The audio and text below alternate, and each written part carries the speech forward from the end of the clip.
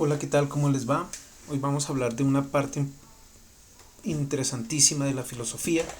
La filosofía se divide en diferentes partes atendiendo al objeto de estudio, la ética, la axiología, la ontología, etcétera. Entonces hoy vamos a hablar de la cosmología. Es una de las partes que empieza a darle forma, que le empieza a dar contenido al problema de la filosofía. Es decir, el sentido de la pregunta, no solo del qué somos, sino del universo y cuál es la constitución del universo. El problema de la constitución de la materia, de la energía, del qué es, si es algo determinado por la materia o hay algo más. También se empieza a dar la lucha entre la materia y la metafísica. Entonces, en este sentido, vamos a hablar hoy de cosmología. Obviamente, los griegos son los primeros que inician a preguntarse ese problema del mundo de las cosas. Esto es tan importante que uno diría, bueno, entonces nos preguntamos sobre las rocas, nos preguntamos sobre el aire, nos preguntamos sobre nosotros mismos, y ellos empiezan a dudar, a generar interrogantes, a generar preguntas sobre eso. Entonces, esta primera aproximación empieza a determinarse por la pregunta del mundo. Entonces los físicos, que ya hemos hablado de ellos, empiezan a preguntarse eso. Es tan importante esto que si uno dice tierra, agua, fuego, eso determina incluso el modus operandi de las sociedades de ahí en adelante. Un ejemplo es la parte para nosotros en las comunidades prehispánicas, la sal, que tenemos una roca de sal, determina las relaciones de vida entre nosotros. De la sal viene la palabra salario, es decir, lo que se nos paga a nosotros. La, la materia determina una cantidad de cosas, de esfuerzos gigantescos para la construcción de la sociedad. Eso no puede decir la importancia que tuvo la plata para la formación y la consolidación del capitalismo. Aquí tenemos una roca de Potosí, Bolivia, que tiene también partecitas de plata. Imagínense que se crea toda una visión cuando nosotros decimos es todo un Potosí, ¿sí? Entonces es importantísimo esto, porque determina cómo nos relacionamos con la naturaleza. Incluso hay tratados sobre la naturaleza, no solo sobre el entendimiento, sobre la naturaleza. Entonces el primero filósofo que empieza a preguntarse eso es Tales de Mileto. Y Tales de Mileto obviamente empieza, bueno, pero ¿de qué estamos hechos? Y si nos miramos a nosotros mismos, entonces empezamos a determinar, bueno, estamos rodeados de agua, somos agua, y entonces empezamos a decir que el elemento esencial es lo húmedo. Entonces pensemos, ¿cuánto tiempo podemos estar sin tomar agua? ¿Cuánto tiempo podemos estar sin ingerir una gota de agua y continuar bebiendo? Entonces, este es el primer elemento que empieza a plantear Tales de Mileto.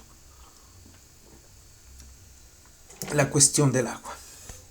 Entonces, para Tales, la cuestión es supremamente importante porque precisamente la abundancia del agua en el mundo en la Tierra es de 70% aproximadamente en el globo terráqueo, de 70% también en nosotros. Entonces, este problema del agua empieza a determinar que lo húmedo es el factor determinante para él. Entonces, esta cuestión de lo húmedo no solo es supremamente agenciadora de la realidad, de lo que nosotros somos, de lo que la constitución de nosotros, sino que la condensación del agua en todas sus formas nos va a determinar no solamente las otras realidades, los otros fenómenos, sino determina lo que nosotros mismos somos. Entonces, Tales de Mileto es el que empieza a determinar eso, pero uno diría, bueno, el agua y no habrá algo más. Entonces Anaxímenes empieza a decir, ojo, porque el agua no es lo determinante. El agua sí es importante, pero es el aire. Y el aire es el que determina el qué y el porqué de las cosas. Y tiene un proceso, así como Tales habla de la condensación, Anaxímenes habla del proceso de rarefacción, que es válido en términos de que hay aire por todo lado y ese proceso de rarefacción con los cambios que damos de los diferentes estados determina lo que somos nosotros, es decir, lo sólido, el agua, etc. Y eso es lo que va a decir nuestro amigo Anaxímenes. Anaximandro viene a decir, no, quieto, que eso no es tan así, tiene que haber un elemento y ese elemento es lo indeterminado. Entonces Anaximandro dice, no, o sea, no puede ser esto, debe haber algo indeterminado. Debe haber algo más allá de la materia que empiece a decir de qué está hecho el mundo, de qué estamos hechos nosotros. Entonces uno dice que empiezan a plantearse 4 elementos de aquí importantísimos que vamos a tocarlos sobre todo Sócrates, Platón y Aristóteles luego, y es que hay un elemento que es sustancia, otro elemento que es accidente, otro elemento que es la razón y otro elemento que es la misma constitución de ellos, es decir, la materia, el elemento esencial. Para nuestro amigo es lo indeterminado, es decir, que el mundo está constituido por algo que no se puede mirar, que no se puede palpar, pero que es algo indeterminado. Luego llega nuestro amigo Empédocles y él sí dice, wow, ustedes tienen la razón, uno no puede negar que es el agua, uno no puede negar que es el aire. Entonces Empédocles dice son los 4 elementos: agua, tierra, aire, fuego. Y esos 4 elementos, agua, tierra, aire, fuego, son los elementos determinantes según Empédocles. Pero Empédocles empieza a decir, sí, esos tienen su razón de ser y tienen el elemento fundamental, trascendental, que determina la constitución de las cosas y que determina la esencia misma de las cosas. Luego viene Heráclito, que nos plantea el problema del devenir, es decir, el mundo está constituido por una contradicción, por opuestos, y esos opuestos están determinados por el fuego. Y esos elementos empiezan a agenciar lo que es la transformación de las cosas. Habíamos dicho que era un elemento importantísimo la materia y que se generaban accidentes de la materia. Pues este accidentes de la materia es precisamente agenciado, motivado por el fuego. Entonces, para él, todo cambia, todo fluye, está en constante movimiento. De hecho, él menciona una frasecita importante: el ser y el no ser es uno y lo mismo, y todo es y no es. Es decir, todo está en constante movimiento. La teoría del devenir. Esto es supremamente motivante para lo que es la filosofía de ahí en adelante, porque entonces empezamos a ver que no todas las cosas están quietas, que no todo es estático, sino que está en constante movimiento. Eso es importantísimo para la teoría de la historia. Es decir, hay una teoría de la historia que se basa precisamente en la transformación de los hechos en el tiempo. Marx, de hecho, mira ese tipo de cosas y mira que hay, pese a la periodicidad que se puede determinar, hay unos elementos comunes y hay otros que están cambiando, que se están modificando en términos de las acciones y los hechos humanos. Entonces la frase de él es: todo fluye. Luego viene nuestro amigo Anaxágoras, y Anaxágoras dice, Empédocles tiene razón, los 4 elementos, Anaximandro lo infinito, lo indeterminado, pero ese indeterminado hay que tenerle nombre. Si nosotros vamos a mirar la cuestión de la razón, la cuestión del pensamiento, Anaxágoras empieza a pensar, si nosotros pensamos que yo soy yo y yo soy igual a yo, significa que el pensamiento es lo determinante. Entonces, ese determinante que está en todos los elementos es precisamente lo que él va a denominar el nous.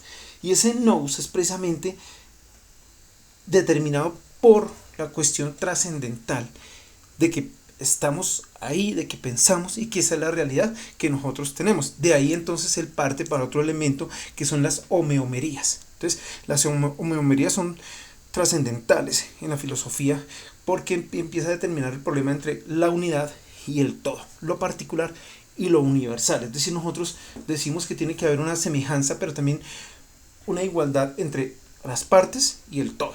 Algo así como después vamos a plantear en la teoría del conocimiento, si se parte de lo particular o si se parte de lo general, lo inductivo, lo deductivo. Entonces aquí se empieza a plantear eso en las homeomerías, y las homeomerías empiezan a determinarse en la cuestión de que si construimos algo, esa construcción de ese algo tiene que ver con cada una de las partes integrantes. La semilla finalmente es el árbol está determinado por una serie de elementos que finalmente surgen de la semilla. Entonces ese sería uno de los elementos. Es decir, si habíamos dicho que habían 4 elementos trascendentales en la cosmología de los griegos: sustancia, accidente, elemento, razón. Este elemento tiene que ver, las homeomerías tienen que ver con la sustancia, y el nous entonces tendría que ver con el accidente si lo miramos desde ese punto de vista.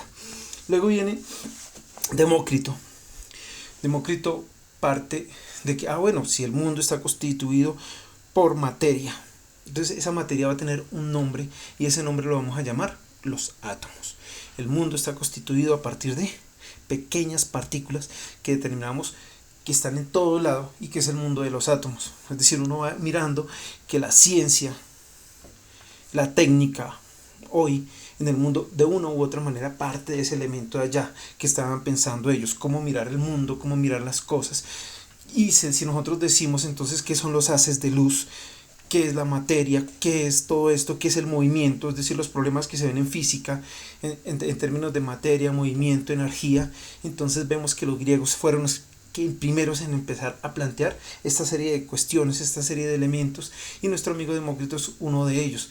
Por eso para él y para Epicuro el problema de la felicidad no está sino en el desenvolvimiento de una ética de la materia, de una ética de las personas. Es decir, la felicidad está determinada en nosotros mismos, algo así como lo que planteaba Aristóteles en la eudaimonia, es decir, la cuestión de la ética determinada por la felicidad.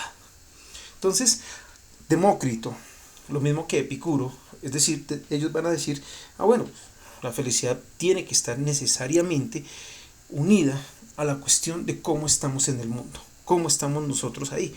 Máxime si estamos en una época esplendor de los griegos, estamos en la época de Pericles, luego viene la cuestión del helenismo, entonces sí se puede plantear que hay una ética y que la virtud de todos nosotros para ser mejores debe conducir a la felicidad.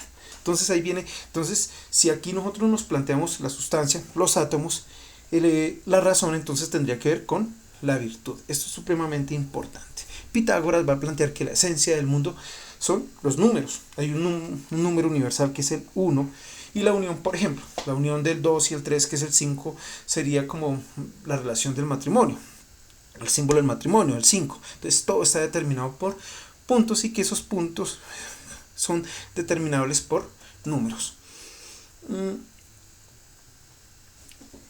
Platón nos habla de dos mundos: el mundo de lo físico y el mundo de las ideas.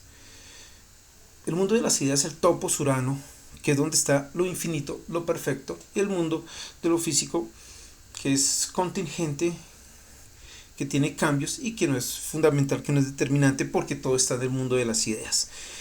En Aristóteles esto tiende a hablarse en términos de dos elementos: forma y materia, forma y contenido, y ahí estaría cada una de las características, de las cualidades de los fenómenos de la materia. Entonces uno dice, bueno, frío, calor, número, contingencia, todo este tipo de cosas estaría determinada por esos dos elementos.